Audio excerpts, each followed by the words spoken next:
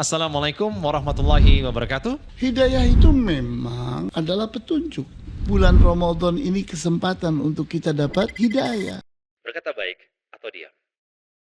Bismillahirrahmanirrahim. Assalamualaikum warahmatullahi wabarakatuh. Alhamdulillah wassalatu wassalamu ala rasulillahi amma ba'd. Kembali lagi bersama saya Dery Abu Usman selaku host Anda di podcast Fatwa TV Berkata Baik atau Diam. Dan di episode kali ini kembali kita kehadiran guru kita Ustadz Yusuf Baisa Hafizahullah. Assalamualaikum Ustadz. Assalamualaikum warahmatullahi wabarakatuh. Gimana kabarnya Ustadz? Alhamdulillah. Masya Allah udah beberapa episode tapi tetap segar bugar nih Masya Allah. Padahal lagi bulan Ramadan Ustadz ya. Masya Allah. Baik, kita insya Allah akan membahas yang luar biasa nih. Sekali lagi dekat dengan kita, tapi mungkin rada sensitif ya. Kita bahas mengenai wali Allah, Masya Allah. Ini kita langsung bertanya sama Ustadz nih. Ustadz, sebenarnya definisi wali Allah itu apa sih Ustadz? Kalau yang orang-orang lihat di sekeliling nih, di sosial media, wali Allah tuh, wih, bisa terbang, punya kesaktian, bisa jalan di atas air. Nah, apakah itu wali Allah yang didefinisikan dalam Islam Ustadz? Tafadhol. Assalamualaikum warahmatullahi wabarakatuh. Alhamdulillah wassalatu wassalamu ala rasulillah wa ala alihi wa ashabihi wa man tabi'ahu bihudah ila yaumil qiyamah wa ba'd. Ikhwani wa akhwati fid din, a'azzakumullah. Berbicara tentang wali Allah, di mana kata wali itu kan tentunya bahasa Arab, bukan bahasa Indonesia. Sementara kalau kita memahaminya dengan bahasa Indonesia, kita akan memahaminya dengan secara letterlux, seolah-olah maknanya ada wali kelas, wali kota, wali murid, dan sebagainya, dikaitkan dengan sesuatu atau seseorang. Yang seringkali kaitannya itu kaitan keterikatan dan kepemilikan. Padahal kalau kita kembali kepada kata wali Allah, kata wali di sini berasal dari wilayah, di mana wilayah itu ya memang maknanya adalah kedekatan. Tapi ada satu unsur yang lain yang juga harus kita perhatikan, yaitu unsur cinta. Di mana tidak ada wilayah tanpa cinta. Dekat saja tanpa cinta bukan wali namanya. Jadi seorang wali Allah itu pastilah orang yang dekat dengan Allah, dia memiliki al-qurbu, dan dia dalam waktu yang sama dicintai oleh Allah. Dia mendapatkan al-hubbu. Jadi ada dua unsur di sana. Ada unsur al-qurbu, ada unsur al-hubbu. Sementara wali secara umum hanya membahas tentang al-qurbu saja. Ada qorobah, anak dengan ayahnya, maka ini wali. Wali siswa, wali santri. Nah, jadi tidak cukup hanya sekedar kedekatan, karena ada unsur yang lain. Bahwa Allah itu harus dikejar cintanya. Kita harus dekat dengan Allah dan kita harus dicintai oleh Allah. Masya Allah. Berarti harus dekat dengan Allah dan harus dicintai oleh Allah. Tapi seperti yang tadi yang disebutkan Ustaz, apakah itu berkaitan dengan kesaktian-kesaktian Ustaz? Nah itu dia. Ya, disinilah letak kesesatan. Di mana orang itu dengan sederhananya menyamakan antara wali Allah dengan wali setan. Di mana wali setan itu adalah orang yang dekat dan dicintai oleh setan. Contohnya paranormal, para dukun, orang-orang yang suka main sihir. Mereka itu punya kesaktian-kesaktian di mana ada kekeramatan yang sesungguhnya itu datangnya dari setan. Karena hubungan antara dia dengan setan itu begitu bagusnya, sehingga dia dibela oleh setan dan diberi kemampuan-kemampuan yang tidak diberikan kepada yakni selain dia. Sehingga yakni ada kehebatan-kehebatan yang sesungguhnya itu perbuatan setan, bukan perbuatan Allah. Nah, sementara wali Allah itu Tidak begitu maknanya. Di mana wali Allah itu orang yang dekat dan dicintai oleh Allah. Orang yang dekat dan dicintai oleh Allah itu kemampuan tertingginya bukan kemampuan perlindungan fisik semata-mata atau eksistensi keduniaan semata-mata. Karena itu sesuatu yang sederhana, sesuatu yang murah. Tapi di mana wali Allah itu mampu beribadah kepada Allah, mampu bertakwa kepada Allah di setiap situasi dan kondisi, sesulit apapun. Dia betul-betul dibantu oleh Allah untuk tetap beribadah kepada Allah. Karena kemuliaan seseorang itu ibadahnya kepada Allah. Kebutuhan seseorang kepada Allah itu kalau kita ibaratkan, kita membayangkannya seorang bayi dengan ibunya, itu perumpamaan yang biasa digunakan oleh para ulama, bahwa bayi itu membutuhkan ibu. Bayi itu membutuhkan susu ibu. Nah, manusia itu membutuhkan Allah. Lebih daripada bayi membutuhkan ibunya. Bayi membutuhkan dekapan ibunya, kedekatan dengan ibunya, kebersamaan dengan ibunya. Begitu pula manusia.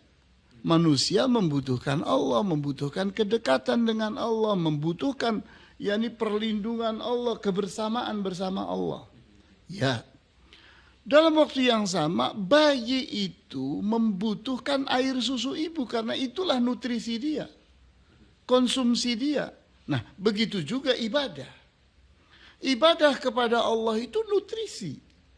Manusia itu untuk bisa hidup di dunia ini dan berbahagia, hidup dalam ketenangan dan ketentraman, itu harus beribadah kepada Allah. Kebutuhan seseorang kepada ibadah lebih daripada kebutuhan bayi kepada air susu ibunya. Nah, ini yang harus kita bayangkan. Sementara kalau kita itu melebih-lebihkan dunia, nanti dikait-kaitkan dengan bahwa seseorang ditolong oleh Allah sehingga tidak mati-mati. Lah untuk apa tidak mati-mati? Artinya tidak meninggalkan dunia.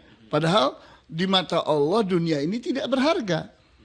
Sehingga kalau Allah memuliakan seseorang bukan dengan dunia ini, tapi dengan hal-hal yang betul-betul akan membuat seseorang itu berbahagia di dunia dan sangat berbahagia di akhirat. Karena akhirat itu tujuan, dunia ini alat, dunia ini kendaraan menuju kepada akhirat. Masya Allah. Mungkin Ustaz bisa diberitahukan kepada kami juga, apakah di Al-Quran atau di hadis itu dijelaskan mengenai wali-wali Allah, Ustaz? Ya, di sini saya sudah siapkan 4 ayat dari surat Yunus. Ayat 62, 63, 64. Jadi 62, 63, 64 berarti 3 ayat ya. Di mana di ayat 62 dikatakan ala inna awliya Allahi la khaufun alaihim walahum yahzanun. Bukankah para wali Allah itu tidak ada takut pada mereka dan mereka tidak bersedih jiwa. Di mana tidak adanya rasa takut dan tidak adanya rasa sedih. Kenapa sebabnya? Karena sangat cinta kepada Allah. Karena sangat dicintai oleh Allah. Dia betul-betul buat dia kehilangan Allah itulah masalah. Ditinggalkan oleh Allah itulah masalah. Tapi hidup miskin namun bersama Allah itu kebahagiaan. Kebersamaan dengan Allah itu menimbulkan ketenangan, ketentraman, kebahagiaan. Sehingga seperti bayi, saat didekap oleh ibunya dia tidak berpikir ibunya kaya atau miskin. Ibunya punya apa itu bukan masalah buat dia. Nah, jadi kita lihat bahwa rasa takut dan rasa sedih itu adalah sesuatu yang hanya berbeda tipis. Takut dan sedih itu 2 hal yang bedanya sangat tipis. Kenapa? Karena kedua-duanya itu memiliki persamaan dalam hal cinta dan dibedakan dalam hal waktu. Contohnya, seseorang dia tidak ingin kehilangan sesuatu yang dicintainya.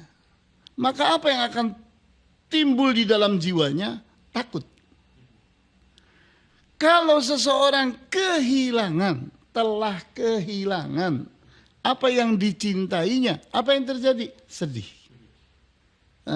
Jadi, yakni faktornya adalah mencintai sesuatu.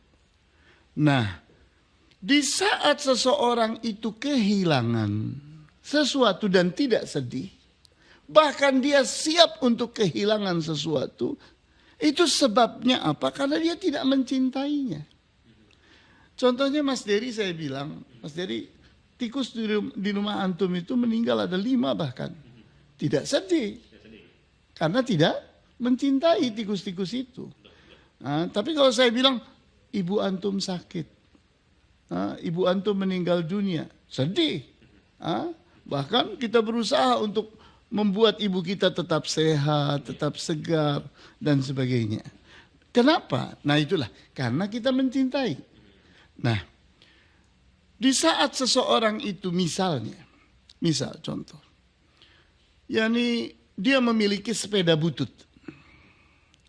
Dia ingin jual sepeda butut itu 100.000, nggak laku-laku, bertahun-tahun udah tawarin kemana-mana, dia tawarkan, nggak laku-laku 100.000.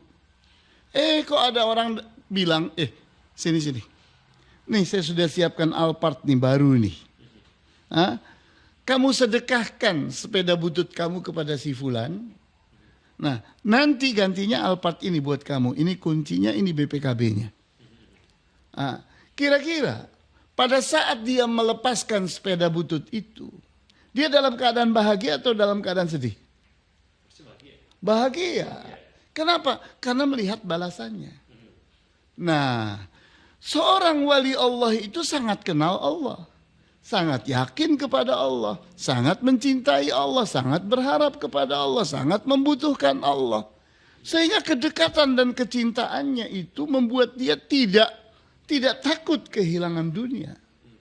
Yang membuat dia masalah itu kehilangan Allah atau ditinggal oleh Allah, seperti bayi ditinggal oleh ibunya. Sehingga dia menangis.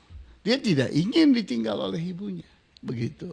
Nah, itu ayat 62. Kemudian pada ayat 63, siapa sih orang-orang yang disebut wali Allah itu? Alladzina amanu wa kanu yattaqun. Mereka adalah orang-orang yang beriman dan benar-benar bertakwa. Sehingga kita lihat alladzina amanu itu menunjukkan fi'il madhi, sesuatu yang telah terjadi. Mereka telah terbentuk menjadi orang-orang yang beriman. Wa kanu yattaqun. Kita lihat di sini wa kanu fi'il madhi juga. Tapi berikutnya ada fi'il yang terus berkembang. Yattaqun. Ya, sehingga menunjukkan telah terbentuk pada dirinya ketakwaan.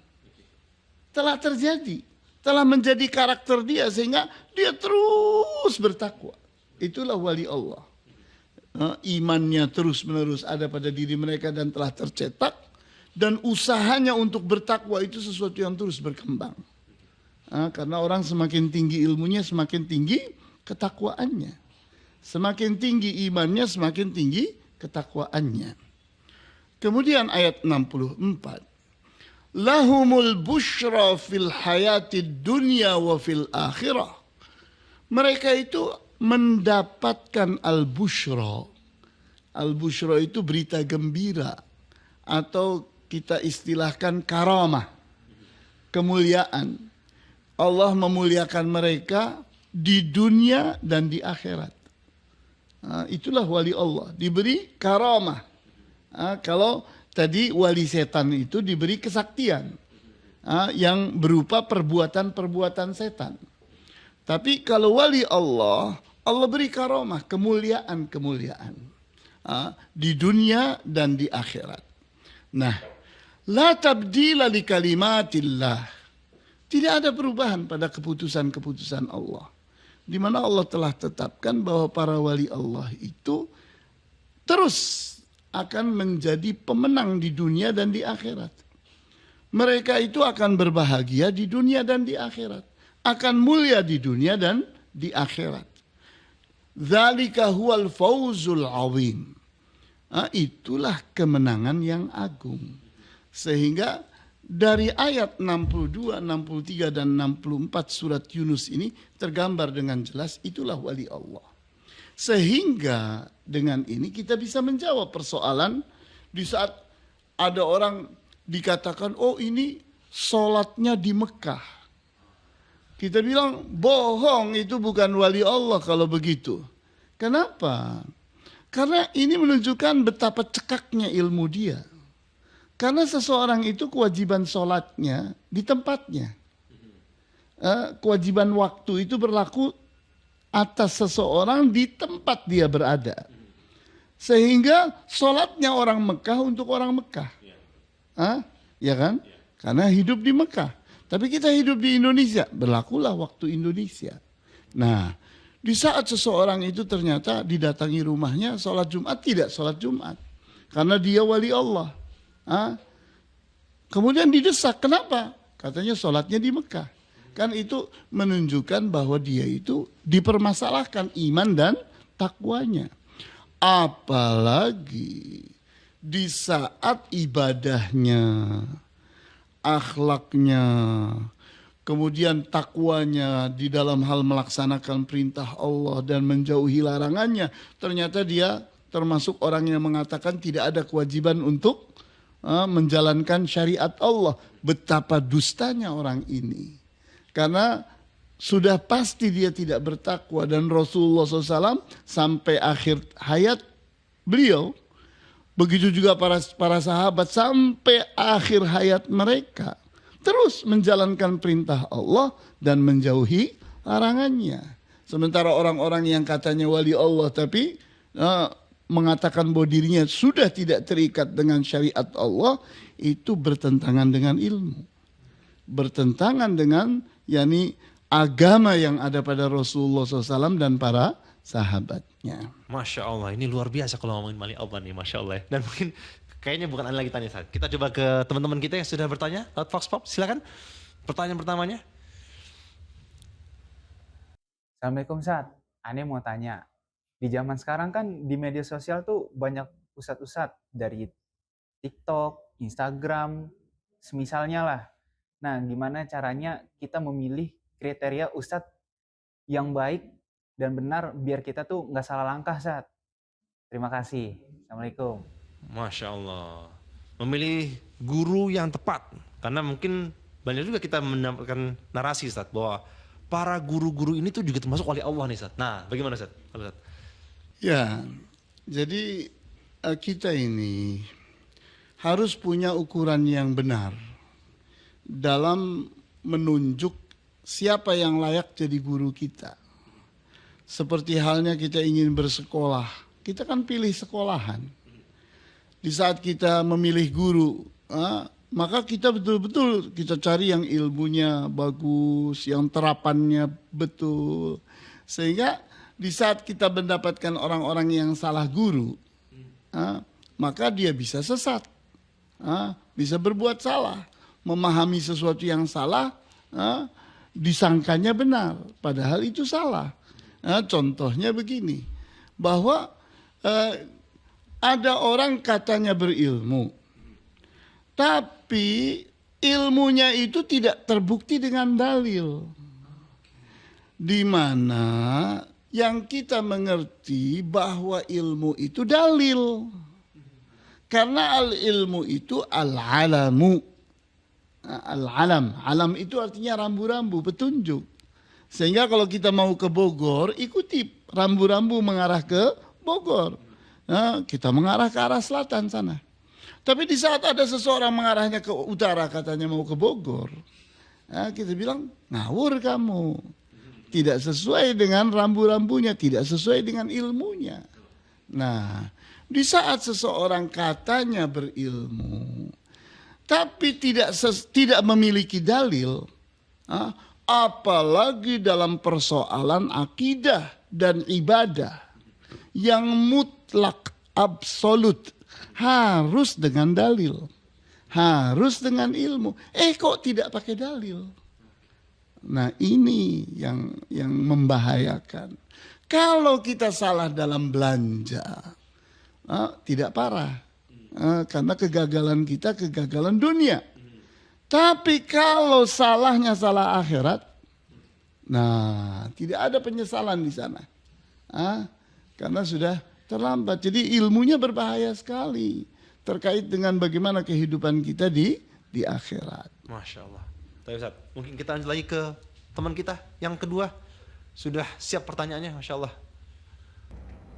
Assalamualaikum Ustadz, Afwan Ustadz, saya mau bertanya, ketika kita sedang ada masalah sangat besar Ustadz, lebih baik itu kita cerita ke siapa Pak Ustadz ya? Ke orang tua, ke sahabat, ke guru, atau kemana Pak Ustadz lebih baik Pak Ustadz? Masya Allah, ini berarti bertanya nih Ustaz, masalah pertanyaan. Atau misalnya dia mungkin ada sesuatu yang gundah gulana, dan itu bagaimana Ustaz? Apakah ini ada berkaitannya dengan wali Allah nih Ustaz? Apakah orang tua itu termasuk wali Allah, saudara, ataupun guru itu bagaimana Ustaz? Ya, kalau seseorang itu memiliki kedekatan dengan Allah, mencintai Allah, maka rujuknya dia itu kepada Allah. Rujukan dia adalah Allah. Di mana kita bayangkan kalau seseorang mengatakan dirinya akrab dengan Allah, tapi tidak merujuk Allah, kan bukti bahwa dia tidak itu, pengakuan dia tidak benar. Sehingga di saat seseorang dengan pengalamannya telah membuktikan kalau saya cerita kepada orang bocor kemana-mana. Satu saat jadi bumerang, ternyata cerita saya itu kembali menampar muka saya sendiri. Karena pertanyaan itu seringkali mencari solusi dan menunjukkan kelemahan diri kita. Kita punya masalah, kita punya kelemahan, punya kekurangan, kita ceritakan kepada orang, maka nyampe kemana-mana. Nah, itu kan sesuatu yang negatif. Nah, oleh karena itu, di saat seseorang itu mendapatkan masalah, maka merujuklah kepada Allah. Mengadulah kepada Allah. Sehingga alangkah baiknya kalau seseorang itu sangat mudah untuk menangis di hadapan Allah.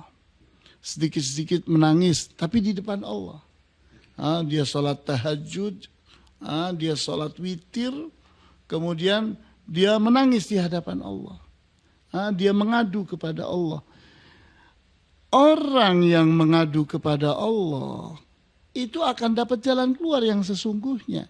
Karena Allah lah pemilik takdir. Allah lah yang menentukan alam semesta. Allah yang maha kuasa, mampu untuk memberikan solusi. Karena dia yang membuat masalah, dia yang tahu solusinya. Maka di saat manusia itu rujuknya bukan kepada Allah, maka dia akan menyesal. Karena manusia bisa jadi tidak mengerti apa solusinya. Dan bisa jadi negatif, malah diceritakan kepada orang lain. Seperti itu. Masya Allah. Tapi Ustaz, selanjutnya kita akan masuk ke pertanyaan yang sudah masuk di WhatsApp nih Ustaz ya. Oke, yang berikutnya adalah, Ustaz, bolehkah kita minta didoakan oleh wali Allah? Nah, gimana Ustaz? Ya, itu adalah cara yang benar. Yang salah itu memahami wali Allah itu sudah mati di kuburan. Kita tahu bahwa orang kalau sudah mati di kuburannya, sudah inqata'a amaluhu.